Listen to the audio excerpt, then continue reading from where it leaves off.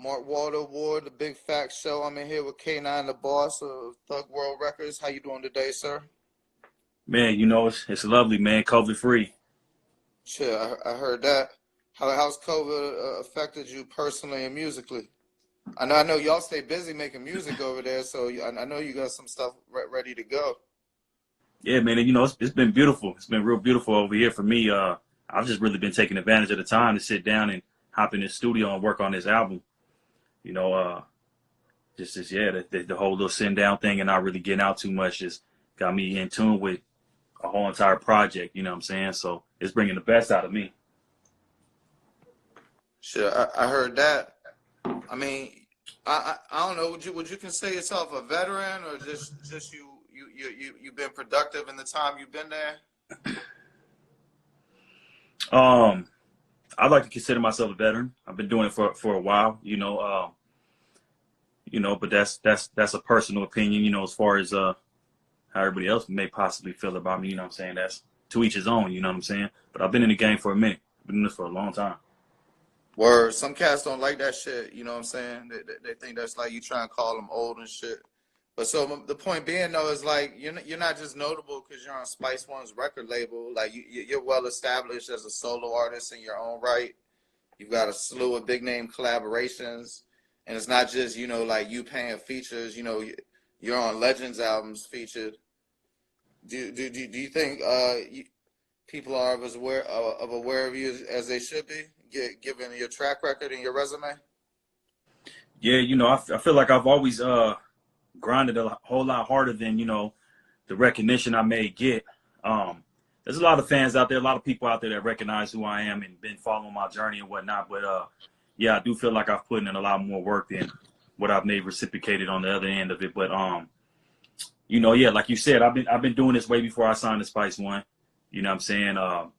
Independently, just grinding hard. You feel me? It just made sense at a certain point to fuck with my boy Spice because we had that type of relationship with each other, and it all just it worked out that way. Had y'all made music together before you were part of his label? Nah, you know what? I've known Spice One for some years, but we never actually worked on nothing like that. It was, we always talked about it and whatnot, but it was always, everything is about timing. You feel me? So it just the time wasn't right, and we finally got it. We was able to get in the lab and knock some shit out. Shit, I heard that. So how is being associated with that helped you? Like you had access to portions of the quote unquote machine you haven't had before, things of that nature. It's been beautiful, man. I've learned a lot from Spice. Done a few travel, done a few shows with him, and learned a lot. I've connected with a few people behind the scenes. He put me on the team, so that comes with the whole squad and whatnot. So being a part of the label really has put me closer to a lot of other artists that are pretty dope that I never knew of. You know what I'm saying? That are out there that have been doing it for a long time. Did you know Q Bosilini before? Nah, Spice One introduced me to him. But that's shit. Once he introduced me to him, we kind of connected like right away. You know what I'm saying? Like the vibe was already there. You feel me? The first day we met, it was like we already knew each other and shit. So that's been my brother since then. You feel me? Yeah, nah, he definitely got good energy to him. He do a good job running things over there too. Yeah. So shit, I don't remember if you answered or not. How's COVID affected you personally? Like not just yeah. It's just around you and everything. I've been fortunate enough. I don't have any family members or close relatives or any friends like that have been affected by it personally. So that's been a good thing. But as far as like music, I've just been taking advantage of the time. You know what I'm saying? I've been able to sit still and really just dive into working on this album that I'm working on. This album is looking crazy in the motherfucker. You feel me? So the album called Clarity, for those that don't know, and it's coming out January 15th. Is that end of the year. Or January, I'm sorry, scratch that. Not January 15th, January 5th. So January 5th it'll be coming out, yeah. And is that single you got on your top on top of Spotify part of it? Yeah, Spotify, it'll be on Spotify. No, I'm Yep. saying you got a single right now. It's like the first song you see on Spotify when you go to your page. No, I haven't released anything off the album yet. I'm gonna drop a video to like the single. To the album's gonna be dropping like a week before the actual album drop. But other than that, I'm not giving no sneak peeks. I'm finna just hit them upside the head January 5th. I heard that. You know, man. Not to be disrespectful, but I don't know too much about Santa Ana other than like the winds. What's Santa Ana like? What's the hip hop scene there? What's the socioeconomic? What I mean, like what's going on in Santa Ana? Nah, Santa Ana, man, it's held a strong rep for many years. You know what I'm saying? It's not nothing new. We're right next door to LA. So a lot of times Los Angeles overshines that area. You feel me? But as far as the lifestyle, what people stand for, what people live for, as far as the streets, it's the same exact shit. You know what I'm saying? It's never been an industry city, so we've never been fortunate enough to have any major labels there, or anything like that, to bring that type of light to the city. So I feel like me, we're now getting our just dues by having me around and being able to take that shit, you know what I'm saying, shine a little light on it, you feel me? And make everything a brighter day. Are you the biggest artist there from there thus far? Who else is from there that people might know? I would say Cassius. Cassius, he was signing to Shady Records. With the K? Cassius with a C. Oh, Cash is, yeah. I remember Yeah. he had like a $5.99 album in Best Buy. I remember that.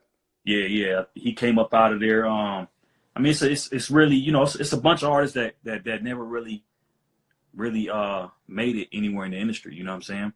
Like me growing up, I didn't have no older homies that kind of like that been rapping and really on the industry level to guide me or anything like that. Like I've been never doing everything on my own. You know what I'm saying? I had to learn everything on Hard my for you own. to be able to record? It was, you know what I'm saying, growing up. But at the same time, like I said, we next door to LA, so I spent a lot of time in LA. So anything I couldn't get done in Santa Ana, I was going to LA. You feel me? Like all my family out there, you know what I'm saying? So I'm not no stranger to LA or anything like that. I got homies out there, and you know what I mean? Even like the hood I come from, my hood is in Santa Ana, but it's also in LA. So I've always been back and forth, you feel me? So it's like I said, it's yeah. Nobody ever want to answer this question, but let's leave Spice out of it. You got an impressive list of collaborations. Whose verse out all them people you work with were you the most impressed with? It's a good question. I think it's all about the time. You know what I'm saying? Like my first major feature was with J.O. Felony on my second album, which was The Backstreets. I think I was probably the most impressed with that just because that was my first major feature. Right. I grew up listening to J.O. Felony. You had the Def Jam album and all that shit? What's that? You had the Def Jam album and all that shit? You said that I had the Def Jam album? Yeah. Nah, this was solo, independent on my own. Nah, I'm talking about J.O. Felony. He had the Def Oh, Jam yeah, album. he had the Def Jam. Yeah, right. So, so that was my first major feature. So that was like a major accomplishment for me. I wasn't really used to working around anybody that had any type of clout in the industry. And, he pulled up, hopped in the studio with me, and the vibe was right. And so to me, that impressed me the most, just because that was something new to me. I've never experienced nothing like that at that time. But then, so you got used to it quickly, though. I see. Yeah, you know what I'm saying. I mean, because at the end of the day, like, they, even the, what I'm saying, even the celebrities and whatnot, they're still human like the rest of us. You feel me? And I've never been one to really get starstruck. You know what I'm saying? He's just another, he's another nigga just like I am. You feel me? Just another real nigga. You feel me? So all these niggas, like, I don't really get too much starstruck and nothing like that. You know what I'm saying? I know what I bring to the table. I know who I am. And, we just create. We create from there. But there is no weird vibes or nothing like that. What you do growing up besides music?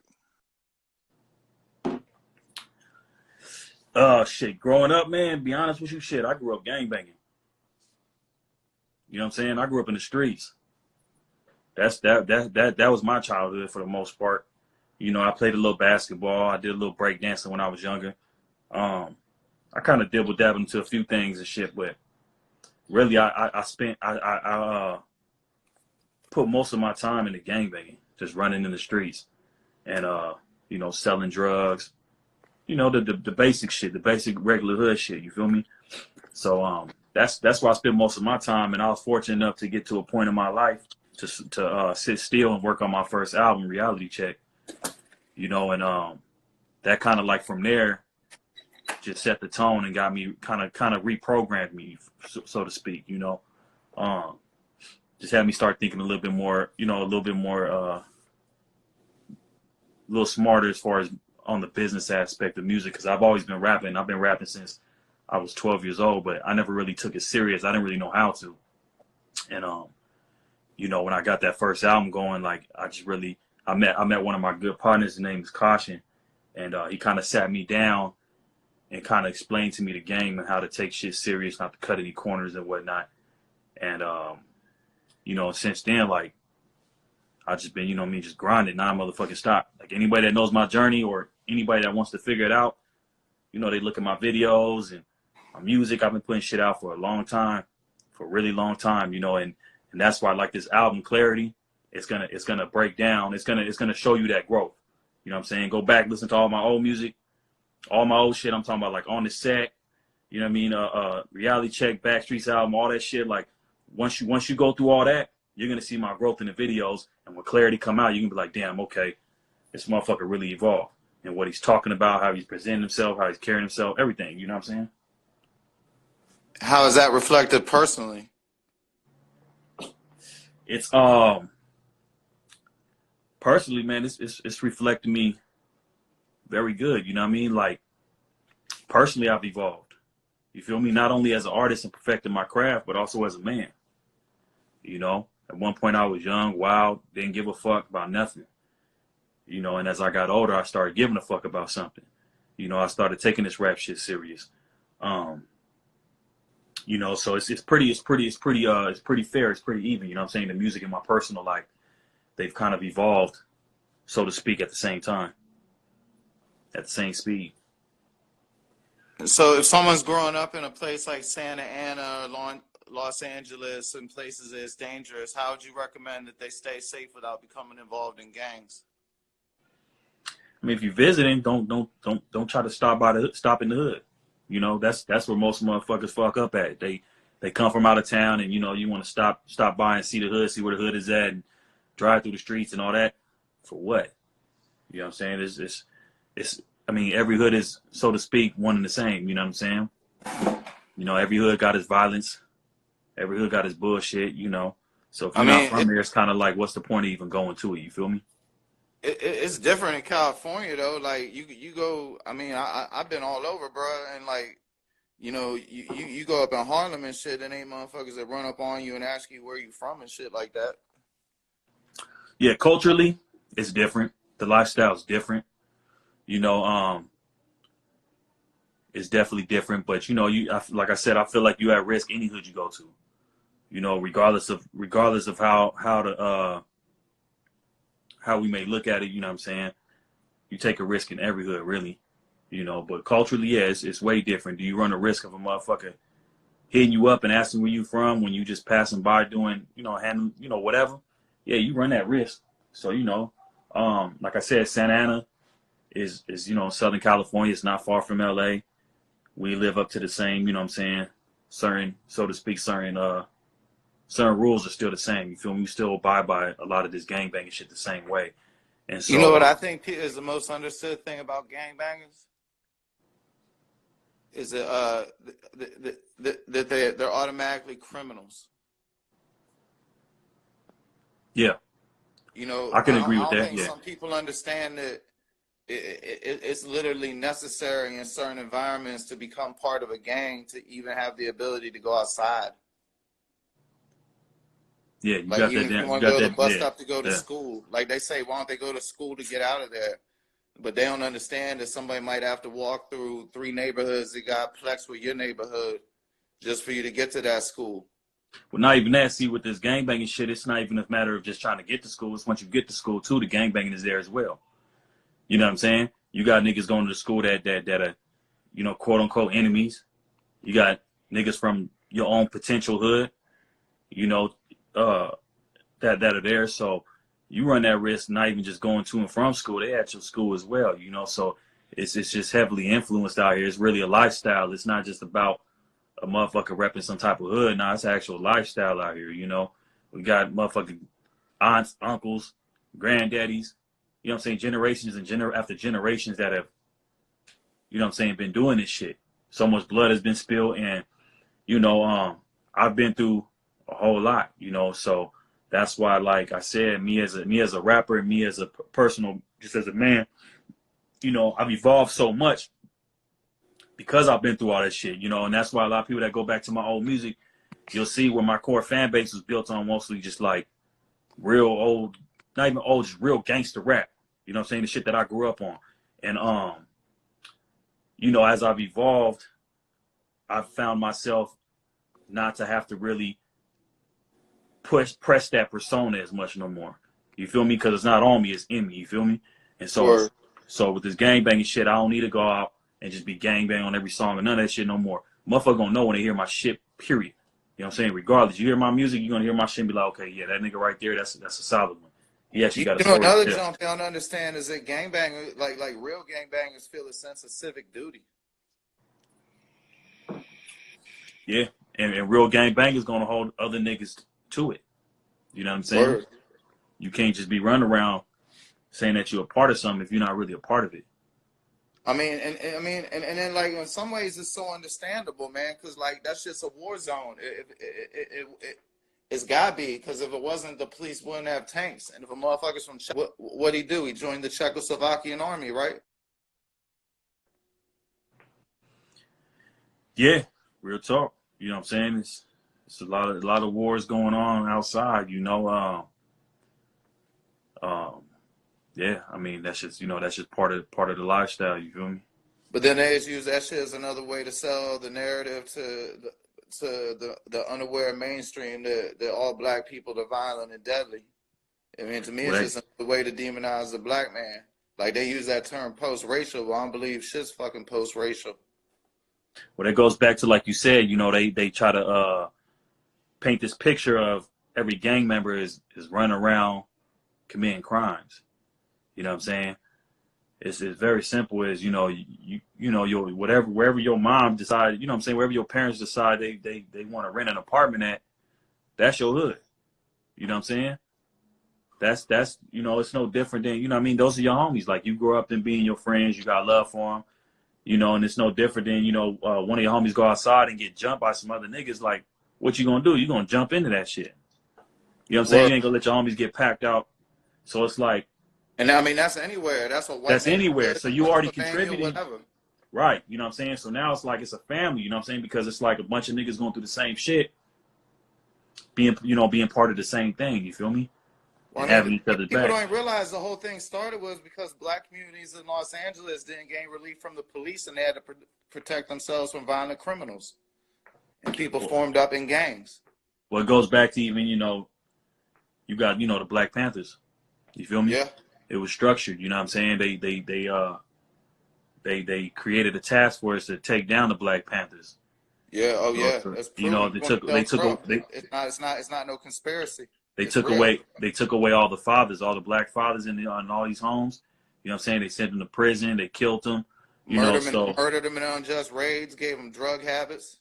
So what you expect when you got these little ass kids growing up being oppressed by, you know, police, you know, just the whole judicial system. Motherfuckers is going, you know what I'm saying, gonna act out. And if you ain't got no guidance as a kid, how you gonna act out? You gonna act out more likely violently. I mean, yeah, because you know, if you have no guidance, you have no rules, and if you have no rules, you push limits further and further. That part. And then it don't help that they made that for. I mean, I guess it might be getting a little bit better in this manner, but it was no relief in the sense, and they was giving out and the petty manner that they were searching people and locking them up for minimal amounts of drugs. You know, people getting decades for shit. This habits. You know, but now white kids addicted to opiates and shit, and drug addiction's a disease. It's just racial profiling. You know what I'm saying? That's all it is It's modern day slavery. But you know It's what though? It's a virus, man. And I know I've said this on other episodes of my show, but that virus and like they did that shit to hurt the minorities, right? But you can't keep a virus in one community and it spreads, and then you end up with people like me who go to prison under mandatory minimum sentences and end up face down on the hood of hot cars on stop and frisk and all that type shit. You feel me? well, see, that's the thing is like America's getting to a point now where the shit is not. It's a lot bigger than it's not hidden no more. You know what I'm saying? Like as far as within the other communities, within the white communities, you know, because you got a lot of people that aren't racist, right? Word. And they were kind of immune to what goes on because they never seen it for themselves. You feel me? I They mean, and so I kind of feel you a little bit, but they ain't believe it when they heard it. but so what I'm saying is so now once you kind of start seeing it so often, it's kind of like how can you deny it? So the people like that's why you got now like you know people marching like in L.A. Like I was in one of the marches we did in downtown L.A. with this Black Lives Matter movement, and it was a lot of motherfuckers out there. It was a lot more I want to say whites and Asians and people of other colors other than blacks. You know what I'm saying? Like because I feel like now America is kind of like at a point now where they realize and they see what the fuck is going on and people don't want to tolerate that shit. You know what I'm saying? It's like that what America was built on, that's a dying breed. You feel me? All that I mean, racism God shit, bless that's them, just a but dying I breed. hope they still there when it ain't fashionable. It's still a dime that part. That's true. But you know, it's like I said, it's still and if they not, they not. You know what I'm saying? I really don't give a fuck. I'm gonna keep doing me regardless, but I do feel like America was built on racism, and it continues to go on to this day more than any other country around the world. You know what I'm saying? You got 5%. What is it, like 5% of slave trade that was owned by America? You know, but yet you go anywhere else in all these other countries, yeah, there's some type of racism, but it's not to the degree of America. You feel me? And for America to only had such a little amount of the trade slave, you would think like damn, because America's still kind of like technically the biggest place where racism goes on still to this day. You feel me? Man, America won't admit a racism because they're ashamed. America will admit racism because they get shamed. But see, that's the only way you fix the problem. You got to admit when you're wrong. You know, it's no Yeah. different than being a drug addict. It's no different than being a gang member. You have to you have to anything and everything. You know what I'm saying? Anything that's got a negative to it, you gotta the first step to fixing the problem, to having some type of solution to it, you gotta admit that it was wrong. You know, so but you know, I try not to get too caught up in the politics and all that shit. Like it really I grew up being racially profiled my whole entire life, you know, and it just, you know, it is what it is, you know what I'm saying? But I mean, do you ever get resentful of the fact that like there's multiple facets of you as a person, even as a musician, there's hundreds of aspects of you. But I noticed from every article I read about you when I was doing my research, they mentioned gang membership. Yeah, you know, when you black, you grow up resentful. I grew up resentful, you know, but you know, like I said, I try not to live in a negative space. You Word. feel me? And for sure, you know, I know how it is. You know, California has a certain type of reputation. It has a certain type of persona. You know what I'm saying? When it comes to gang banging, because this is the land of gang banging. So I get it. That's what people want to hear. That's what people want to talk about. You know, and I don't mind talking about it. You know what I'm saying? I don't mind shedding a little light on it because why? I'm not in a space where I'm necessarily out trying to promote a motherfucker to gangbang and commit a bunch of crimes, do a bunch of stupid shit. You know, if I could have my little homies, you know, snatch them little motherfuckers up, and have them up under me making some money and staying out the bullshit, that's what I'm gonna do as a big homie. You know, But then to that's the bring it part. back to That's the the part. music, you're like mad comfortable making songs that have nothing to do with none of that type of shit. That's exactly. You know, I've always been a versatile artist. More so in the recent years. You know, I don't mind stepping outside the box. It ain't all got to be just related to gang banging music and you know what I'm saying, focusing on the streets and whatnot. Like I'm just gonna speak what's real from the heart. Me as a man, you feel me? Me personally, I'm gonna just speak what's from the heart, how I feel at the time. But you know, Even like if I it all said, that's comes, you why. look down. Oh, go ahead, my bad. Nah, I was just gonna say, you know, that's why I felt like this album Clarity was so important because it really like tunes in on where I'm at now as an artist and as a person. You feel me? Like it's bringing it's like it's telling my whole entire story all in one album. You feel me? So to speak. Like, you know, it's gonna show that like that how I've evolved over the years. You know what I'm saying? What's that like? I mean, I know it's kind of cliche, like, is that cathartic? Does it make you feel better? But what I've always wondered about that, because, you know, like, in examining my life, I ain't always made the best decisions, and I've had some bad outcomes, and I've always wondered if self-introspection at that level, if it's painful. In the past, it's been painful. You know, I've gone through a lot of ups and downs. I feel like I've went through multiple emotions with music. Is it shit that you're ashamed of? Um, I have a lot of problems with I shame wouldn't and say shit. ashamed. I've learned to accept my past and what I've done. I've learned to How? accept Because the bad I decisions ain't gonna lie, brother. I'm struggling with that. To be real with you. yeah, you know, and that's a very big struggle. You know, it took me a long time. I had a lot of self blame and a lot of self hate. It took me a very long time to be able to accept my past and kind of move on and be where I'm at now in the space that I'm in now. Hey, That took that's a strong word though. You said self-hate. Like, how do you even admit that? I mean, shit, you know, Like that guy takes strength to admit that. 5 years ago I couldn't have. You know, it's just a matter of, you know, accepting it. You know what I'm saying? Accepting it and expressing yourself at the end of the day. And I think I've just gotten better at that over these years. You know, and that's why that's gonna bleed into my music that much more. You know, because I've learned how to kind of so to an extent come up out that shell. You know what I'm saying? Speak about shit that I wasn't comfortable about speaking about before. It sounds like you got strong people around you. Did you have somebody that helped you through this process? You know, I mean, I got family and friends that pretty positive. But to be honest with you, I mean, it really took me, you know, because nobody can help you if you don't want to be helped. And I've had people my whole entire life, friends and family, more so family more than friends, that try guiding me and putting me in the right direction and let me know what I'm doing is wrong and how I should maybe work on this, that. I didn't want to hear none of that shit growing up. You know, and then Right. I kind of got to a point on my own. It didn't take nobody else. It took me to finally start seeing shit for what the fuck it was, and trying to, you know, and really just working on that. You know what I'm saying?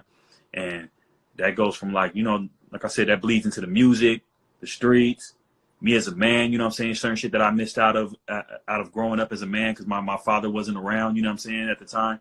So like that's just, you know, you gotta know what your enemy is to win the war. You know what I'm saying?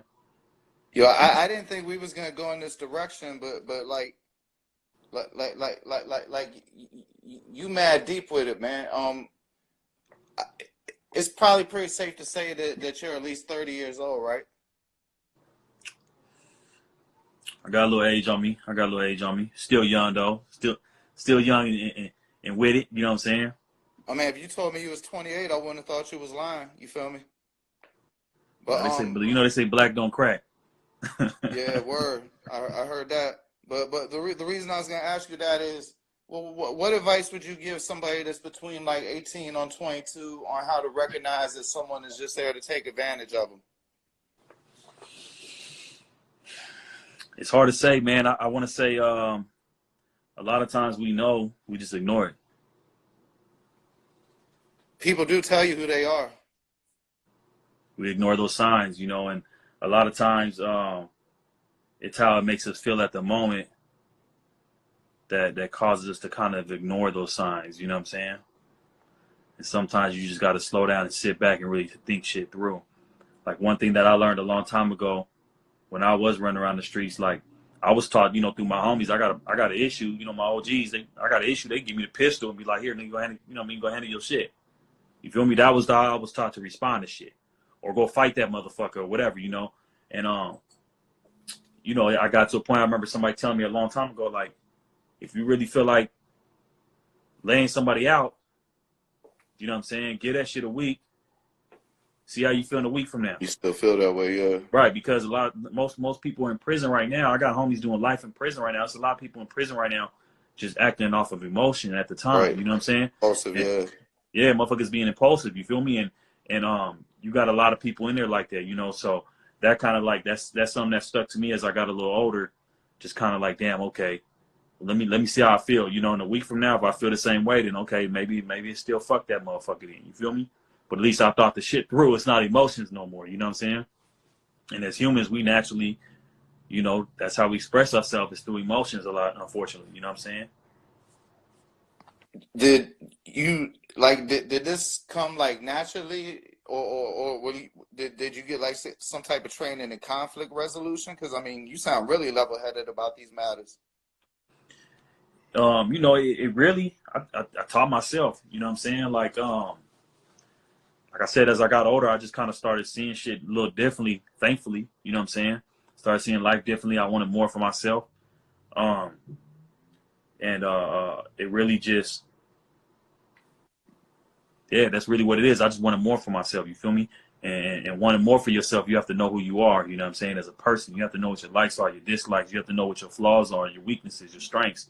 And you got to want to really work on them things, you know what I'm saying? You can motherfuckers speak all day about how they finna change and do this and that and the third, but if you ain't really sitting back and really self-analyzing, you know what I'm saying, this shit ain't gonna go nowhere. You know what I'm saying? You got to point out what you know, what your weaknesses are, what your flaws are. You got to point them out, and you got to figure out what about it that you can do better. You know what I'm saying? Next time, and that's really what I did. Just, you know, really started ain't been much for understanding peer myself. pressure, huh, man? Huh? You ain't been much for peer pressure, have you, man? You said, have I dealt with peer pressure? And I said you haven't been much for it. Like it don't seem to me that you really gonna get pressured into doing some shit. No, You seem pretty certain in who you is. that ain't gonna happen, you know. But I mean, shit, I was easily peer pressured when I was younger. Oh yeah. You feel me? Easy peer pressure, you know what I'm saying? Young, wild, you know what I'm saying? Like, What easy changed? peer pressure. Just maturity. Just maturity, you know what I'm saying? Going through a lot of shit, fortunately, you know, going through a lot of shit made me want more for myself. You know When what I'm you was saying? Some going through people, bad times like that, what would you listen to? man, I don't know, you know, I mean, be honest with you, I mean, shit, I don't always listen to rap, you know what I'm saying? I'm Yeah, a rapper, but it don't gotta be yeah, rap. That wasn't a part. I throw some R&B in. You What feel do me? you like some Like, old school shit, like yeah, some old school shit. You know what I'm Bobby saying? I'll throw Womack, some Donny Isaac Hathaway Hayes. type shit? Yeah, some Isaac Hayes, some Isaac Brothers, you know what I mean? That type of shit. Al Green, you know, just because it's a lot more common, you feel me? A lot of times. Yeah, nah, I can dig it. And everything wasn't about fucking or being in love. Like they was singing about everything. You know, they be singing Right, right. about how nice their car was, all the way down to how they needed some money for gas for their car. But see, I grew up to that type of music, so Me that kind too. of translates into my music now. You know what I'm saying? That's what keeps me so versatile because me, I'm an artist, I'm a creator, but I'm a big ass fan of music, good music. You know what I'm saying? It don't even matter what genre it is. Like there's genres of music that I may not just be bumping in my car all day, but I know good music when I hear it. You know what I'm saying? I've had people show me music. I'm like, damn, that shit pretty dope. You Now know I what I'm saying? feel you, So I just bro. appreciate real music. I feel, man. My wife put me on the Fiona Apple. I never would think I'd be a Fiona Apple fan. Fiona Apple is that deal. Yeah, yeah.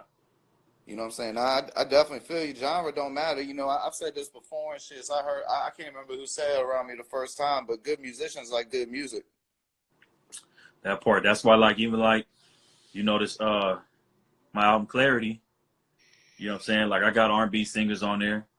You know, I kind of went outside the box as far as my choice of production. You know, really just trying What to do you mean by that? Outside the box? You mean opposed to your typical sound, opposed to a West Coast sound? What do you mean? all the above. All of the All the above? above. You know what I'm saying? If I heard a song, if I hear a beat and I like it, I don't give a fuck about nothing else. If I like it, you know what I'm saying? It ain't about necessarily pleasing a specific type of crowd anymore. You know what I'm saying? If I like it, it makes me feel some type of way emotionally, then I'm rocking with it.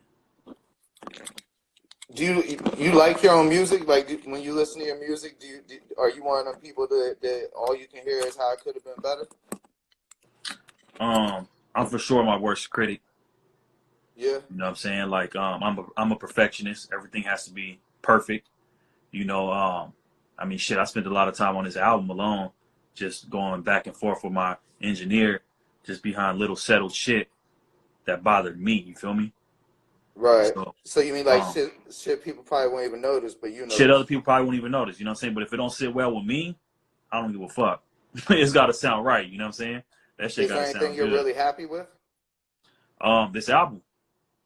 This album, Yeah. you know what I'm saying? Like, it's crazy that, you know, out of all the music I've put out for all these years, it felt, you know, it made me feel some type of way at the time putting it out.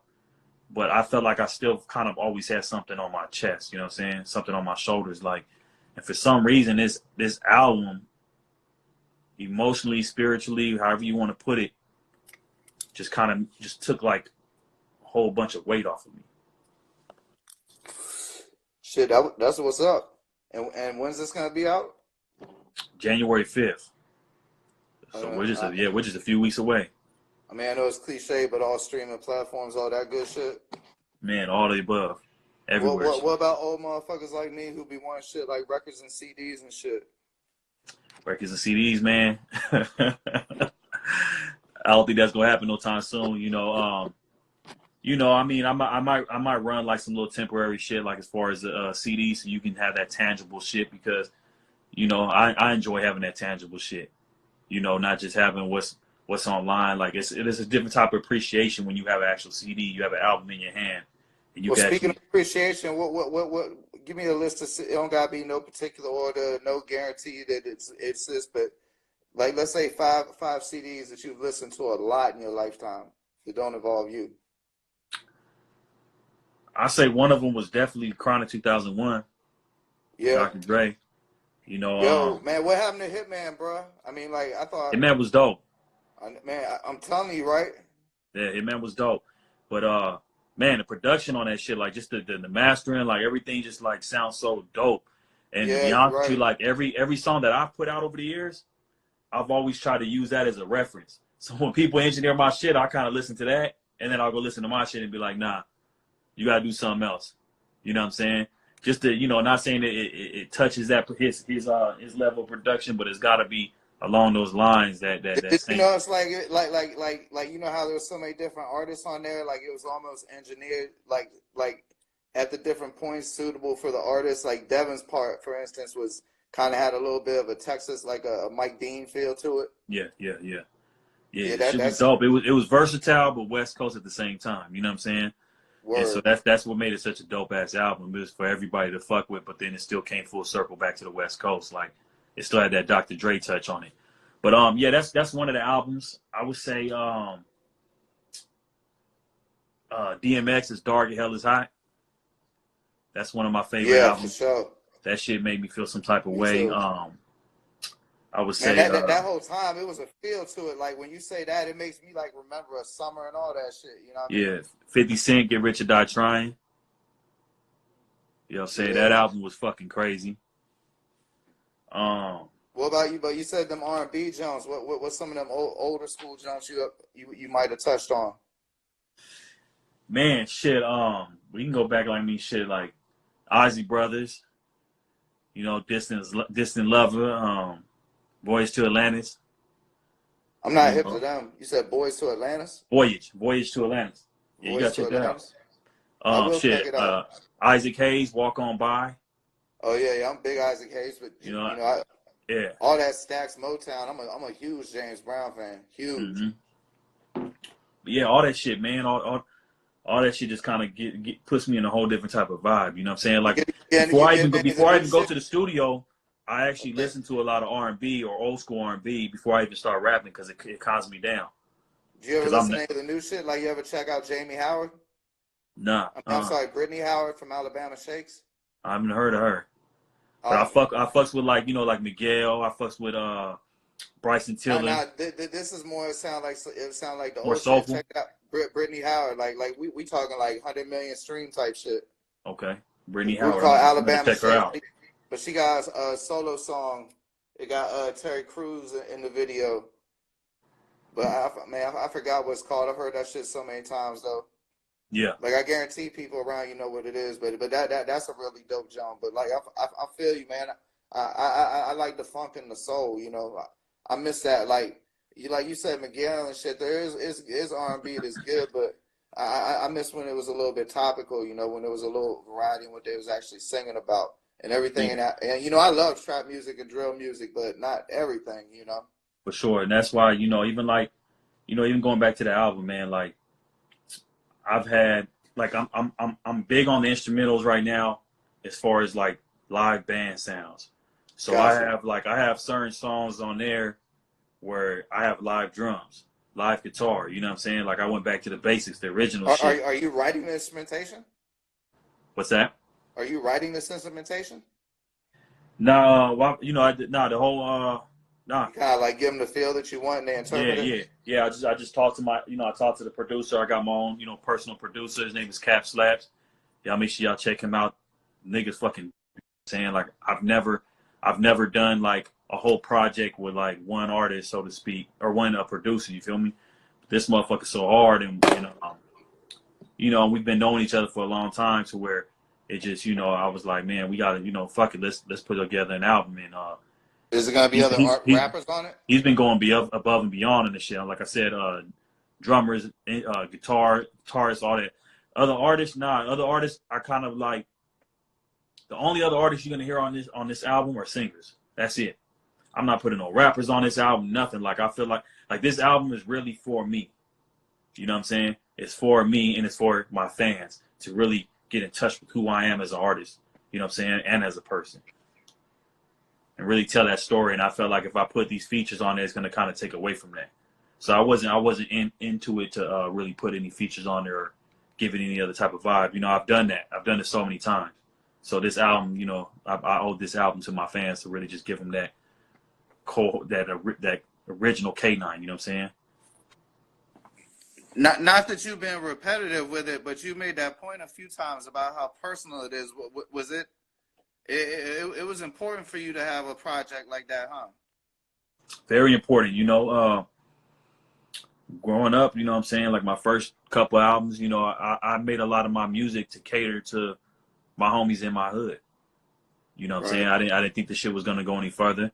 So I made it, for my homies in my hood. I made it for, and it wasn't no lies to it, you know what I'm saying? Everything I speak on, you know what I'm saying? This is my life, you feel me? It's shit that I lived on, so or lived through, you feel me? So it's always some real shit, but I just kind of just focused it on just kind of like one type of subject, you know what I mean? And that was gang banging and whatnot. And and I kind of ventured off to making a lot of making some music for the club and shit like that. Right. But nothing really that I felt like really was like telling my story. You know what I'm saying? Even though it kind of was telling my story, because if you look at my shit, you'd be like, damn, this motherfucker. Looking at my first few videos and then kind of going on throughout the years, you'd be like, okay, you can see the growth and you can see how I've matured as an artist and as a man. But What's your YouTube channel? What's that? What's your YouTube channel? YouTube channel? It's just Yes, K9 sir. the Boss. So a lot of people spell my name wrong. So it's KAYNINETHABOSS. Gotcha. You look that up on YouTube, Instagram. You know what I'm We'll saying? put All all the your social good media. links in the description for sure. Put all the links in the description. But yeah, this like I said, going back to what you asked me about, that's why clarity means so much to me. You know what I'm saying? It means so much to me because I finally am at a point in my life where I can express myself a whole lot better than I would be able to before. I've lived through so much. I've seen so much to where now it's like I can put all that into one album. And Have you felt voiceless? In what way? As far as just like my entire life? I mean, in general, like, well, Yeah. Yeah, I mean, to an extent, like, I was never, growing up, I was never good at expressing how I feel. So that, I was voiceless in the sense of that. And that's what kind of like that's kind of like what music did for me. It made an outlet for me to kind of speak, So I definitely felt voiceless, but even though expressing myself through music, there's still a lot I still held back, you know what I'm saying? And now I'm at a point to where I'm not holding anything back anymore. So then what comes after that? After this album? Yeah, And if you've let everything out, what's next? you know, I mean, shit, life goes on. You know what I'm saying? I'm continuing to live, so I'm gonna continue to tell my story. I heard that. And what else you be doing besides making music? You got any other hustles going? Just music, man. You know what I'm saying? Just music. Just trying to keep this shit going and give my fans what they, you know, what they need to hear. I mean, That and real, you do that have a real, that real legitimate fan shit. base. That Are you real selling shit. features and stuff like that? What's that? I said you do have a legitimate fan base. Are you selling features and stuff like that? Yeah, yeah. We can always work out some, you know what I'm saying? Any artists out there that want to hit me up, you know what I'm saying? Definitely always work out some features. Like, you know, I'm not big on hitting artists hard over the head or nothing like that. You know, I know how this to be independent and you know, work something out for sure. Man, I always like to leave on good notes. What's the best bargain you've got in the rap game? To the best bar, Best bargain. best bargain Yeah, that I've gotten in the rap game. yeah. Um, Friendship. Huh. That's an unexpected answer.